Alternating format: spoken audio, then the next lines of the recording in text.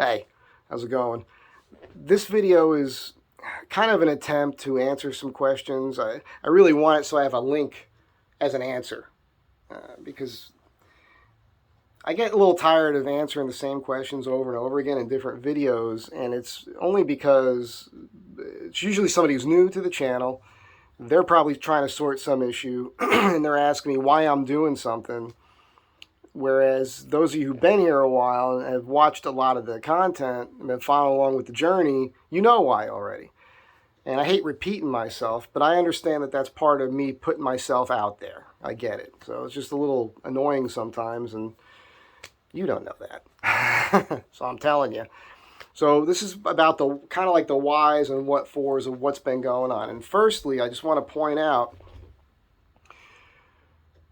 I've been modifying the van for a purpose. All right, the main purpose is I'm trying to make this thing more capable off-road. I just enjoy being off-road with it, and I go off-road every chance I get. I plan on driving up to the Arctic Circle. I'm going to take it down to Baja. I'm going to be in Central and South America. And every chance I get, I'm going to take the road less traveled. It's more fun, more adventurous. So that's kind of what everything was about. And just so you understand, it's a 2004 all-wheel drive Astro van that was converted to 4x4 with an MP233 S10 transfer case. I put 32-inch tires on it, which are really 31.7, which, by the way, if you measure them, they're really only 30 3/4. It's a 235/85 R16. I re-geared it to 410 gears because of the tire size. And I've been trying to get this thing running right. And I do try to do all my own work as much as possible. And lately, it's been more and more me doing my own work because as I'm under there doing my own work, I'm discovering that the work I paid other people to do was inferior, which is very annoying. Very annoying.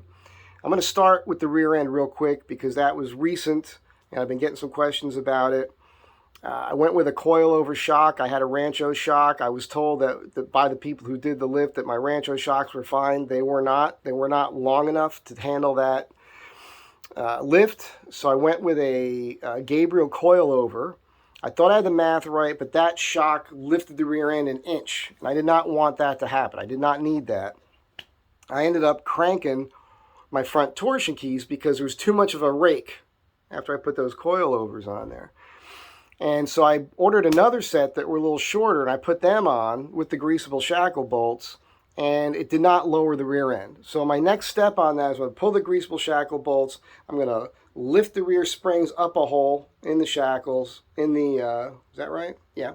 So that it'll effectively lower the van back down an inch. Then I could back out my torsion keys up front a little bit, level things out. And the idea there is I want to kind of like level out my CV axles. They're not too extreme or anything, but it just makes me feel better mentally, right? On the CV axles, I replaced them before. Over the last couple months, I replaced them recently because they had boots that leaked. They had been leaking for quite some time, I guess. I put these new ones on that were given to me in a whole collection of parts by a guy named Kyle. Super nice dude. Thank you, man. Thing is, both of the new CVs have a tear somewhere in the boots. They're not throwing a crap ton of grease, but they are throwing some grease. So, did a bunch of research on that. There's no such thing as a new CV axle. They're all remanufactured, and the boots that come on these things, they're a little dubious there. I don't know, who knows what the heck they're using for materials, but it's probably the lowest bidder. You know what I'm saying? Dorman makes a replacement CV axle boot. It's a lighter color, which is smart because then you can see any grease a lot easier, kind of jump out at you. And they're designed, these new boots, they're designed to be able to stretch completely over the entire CV on either end. They're really designed so you don't have to take the whole CV out. I'm going to take them out anyhow. So, interestingly, the CV, replacement CV boots came with clamps that are not the ones I saw everywhere else. I went out and got the tool for it, and I don't like the clamps that came with it, so I had to order new clamps that will work with the tool I already have. So there'll be a whole video on me rebuilding the CV axles. I'm going to take them both out, put the new boots on, re-grease everything, put them back in. It's going to be something I'm going to recommend you all do, by the way. If you're going to do CV axles, buy the replacement boots that are better quality. You'll have a better chance of them lasting longer without any problems. That's just I'm kind of guessing at it, but I've been doing this long enough now where I feel pretty good about saying that. Now, here's a story for you. When I was in Jersey last time, before I left, I gave it a little minor tune-up, right? Spark plugs, spark plug wires, cap rotor. That's about it. And a buddy of mine who owned a garage, grew up, him and his brother, they're mechanics, professional mechanics, helped me out with it. Yeah, helped me out with it. I did the plugs on the passenger side. He did the plugs on the driver's side. And we buttoned things up, and I drove across the country, and I had nothing but problems. I threw a code when I was in Georgia for I think it's the camshaft sensor, whatever the one is that's the sensor is built into the distributor there. So I swapped that out when I was in Georgia, still having problems. Got to Texas, cleaned my mass airflow sensor out, tried all kinds of things, fuel additives. Got back to LA. And by the way, these guys now work at a oil changing place. So I had them change the oil before I left Jersey as well. When I got back to LA, I was having these issues. When I went to have my oil changed, the guy brought the dipstick around to me and showed me that there was no oil reading on the dipstick whatsoever. Pulled the plug, I watched oil come out of it. So it had oil in it, but just not enough. It was down at least a quart, maybe 2. I bring this up because I've been having this issue, this rough idle issue. You guys know I've been chasing this thing. It's something that Dave pointed out to me when we did the engine lift brackets. We did get one wrong. The engine's slightly leaning to the side. I've been thinking that's probably what the main issue is. It's hard to say because of all the other stuff that I've been doing. You know, new drive shaft, new slip yoke, seal, and all that stuff. Everything else I've been doing to it. But he said to me that day, he said, sounds like you got a misfire. And I dismissed that because I had replaced all those other parts. So when I had gotten back from Jersey, again, going back a year and a half, 2 years now, I wasn't sure what was going on, but I remembered when I was in Jersey that I used AC Delco plugs, but I used standard brand wires and a cap and rotor. So I said, well, I'll just get an AC Delco distributor, whole thing, get the plug wires. I did all that, replaced those too. And recently, keep in mind now, I've been replacing sensors and everything else. You've been seeing what I've been doing. I want you to know that I haven't been replacing parts necessarily because something was broken. One of my thought processes is I'm going to be in the middle of nowhere and I don't want a part from 2004 just fail on me because it wore out. So I'm it's preventive maintenance. This all falls into preventive maintenance. I'm modifying for off-road and I'm doing preventive maintenance at the same time. One of the things I did recently was I got another computer for the van. A guy in South Dakota, Evan. I'm very happy with this, by the way. That'll be a whole other video. I'll get into that. But I'm very happy. Once I did that, the van ran a lot smoother. A lot less of that issue I had under load with that little vibration. Keeping in mind as well, every time I did something, replacing worn suspension parts up front and everything else, I felt like I noticed a slight incremental improvement on this vibration thing. Excuse me. Well, right after I put the computer in, I finally drove it Christmas Day. I was coming home on Christmas Day from being on the water and on the sailboat, and I threw a P0300 code. That's a random misfire. So I got online, went to Scotty Kilmer. Scotty Kilmer! You got a P0300 code, that's a random misfire. That's not a specific cylinder. So the first thing you got to do is you got to start checking out your spark plugs. You got to check spark plug gap, guys. Check your spark plug wires. Next thing you got to do, if that's not it, is you got to take some carburetor cleaner. In a modern car, when it's running, you spray some carburetor cleaner up there, and if you hear a change in the idle, well, that means you got a vacuum leak. You got to fix that vacuum leak. Can't have a vacuum leak, that'll throw a P0300 code. If that's not it, next thing you got to do is you check your fuel pressure. You could have poor fuel pressure. Poor fuel pressure will give you a 300 code. So I started with the spark plugs. Start with the easy side, right? Start with the passenger side. So I'm pulling the plugs and inspecting them. I go to pull the front plug. The thing spins right out.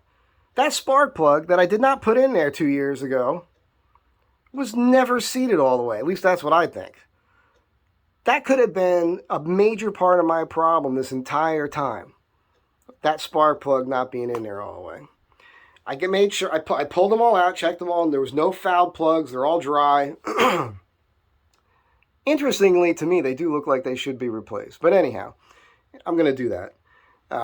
So I put the plugs in all the way, made sure the wires were on there real good, turned the vehicle on, smooth as glass, no issues whatsoever, no engine light. Yeah. Then I made the mistake of screwing with the driver's side. So I pulled those plugs, and by the way, I'm doing this all from the wheel well, above the tire, with the tire mounted, with a very long extension and a swivel, 5/8 spark plug socket. You could do all that. I'm going to show you when I do this, because I ordered new plugs and new wires. So I got in the car, started up, I threw a P0300 code, specific to cylinder 3. That's the center plug on the driver's side. Well, it turns out that that plug wire doesn't want to stay seated on the spark plug. Dave pointed out I could have pinched that through the boot. I didn't think of it at the time, and I got sick. So, but I'm pretty certain that's all this is my wires and plug issue. I did put AC Delco plugs in it, like I said, but I was on Rock Auto and I was really eyeballing what was going on there, and there's a better quality, factory correct AC Delco Iridium plug, so I ordered those. I also ordered another set of AC Delco plug wires, and I thought what I had were factory, but they have what's OEM for the vehicle, and it's interesting because the plug boots are different colors on either end, so I ordered those. And I want to do that for you guys, because those of you who have all-wheel drive Astro vans, I'm going to show you how you can change your plugs even if you don't have a lift. You have to keep in mind, I lifted my engine back up inside the body, so it's pretty close to where it was factory, and I could still get to them from the wheel well. The only difference for those of you that don't have a lift is, to make your lives easier, it would be easier if you take your tires off. And I'll explain that when I do that video. So that's just what's been happening. As soon as possible. I'm finally feeling better. Been sick for a while. But I'm going to be doing the plugs and wires to fix this 300 code, and I'm certain that's going to deal with the vibration. Dave's going to hook me up. We're going to do a compression test, and we're going to check the fuel pressure just to be on the safe side. I'm pulling both my CV axles, rebuilding them with new boots that are better quality rubber. Hopefully they won't tear so friggin' easy. And I'm lowering the rear end a little bit, and then relieve my front torsion keys a bit, level the van out. At that point, you with me here? Because I'm going a little crazy with this. Losing my friggin' mind. This is probably what really makes me sick, is the friggin' stress over getting this damn van dialed in. It's friggin' relentless. I don't enjoy being under the van, by the way. It's not that fun, man. It's fun replacing stuff and getting it right, but I haven't been getting it right. I'm this close, man. I'm this close. I'm this freaking close. So once I get those things done, I'll be doing some driving again. So I got to do Arizona. I got to go to Northern California. George, I'm going to come see you. So that's what's happening. And so if you're watching this video now because I put a link as an answer, sorry if I didn't answer what your question was. It's just because I get a little frustrated with answering the same questions over and over again. I'm only human, man. I'm only human. And I don't have all the answers. Keep in mind, I say this all the time. This is my van. Now, I'm doing things the way I want to do them for my own purposes. You probably don't have the same goals or purposes I do. Most of you are here, you're looking at Astro van stuff because you have one. You have a specific problem you're trying to solve. You want to know how to replace a part or something like this. This is not a how-to channel. I do my best to show you how I'm doing things. And a lot of the time when I do that, you find that the way I'm doing it probably isn't the best or most efficient way. I apologize. I'm not a professional mechanic. I'm just trying to get it done right. But I will tell you, from what I'm seeing in my own stuff, I'm doing a better job than than pretty much all the professional mechanics I've been hiring. And I have to say this too. I went to a guy up the road here who I like. He did my alignment. He'll do that. I went to him before I got sick, and I asked him about the P0300 code. didn't want to touch it. He goes, there's no way to find that. No way to fix that. You know, you have to have, it has to be specific to the cylinder. That's the only way we'll know what to do. This is a professional mechanic telling me that. I just went and looked up Scotty Kilmer. Scotty Kilmer told me how to troubleshoot. It's that simple. So, what the hell he's talking about? I also found another guy on here. I don't remember his name. I don't watch his videos. He's kind of hard to watch because I feel like he's trying to be hard. You know, he drops a lot of MFers when he's talking and whatnot. And he had a 32-minute long video where he was trying to figure out a P0300 code in I believe it's an S10, same engine, 4.3 V6. And in the end, what he discovered was that he had connectivity. He pulled the distributor cap off, and he was able to get connectivity between a couple of the poles inside the, and you're not supposed to do that. That's not supposed to happen.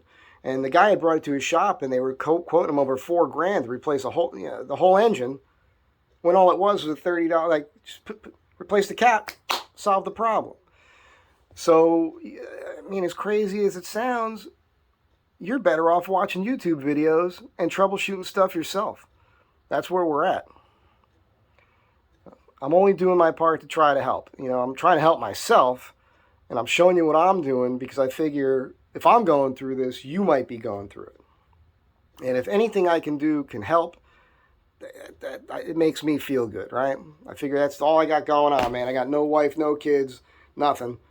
Let me try to help people out. So I hope I'm doing a good job with that. Thanks again for being here. I do appreciate it. Let's have a better 2023. Let's all help one another out. And you're going to see me on the road, man. I'll catch you guys in the next one.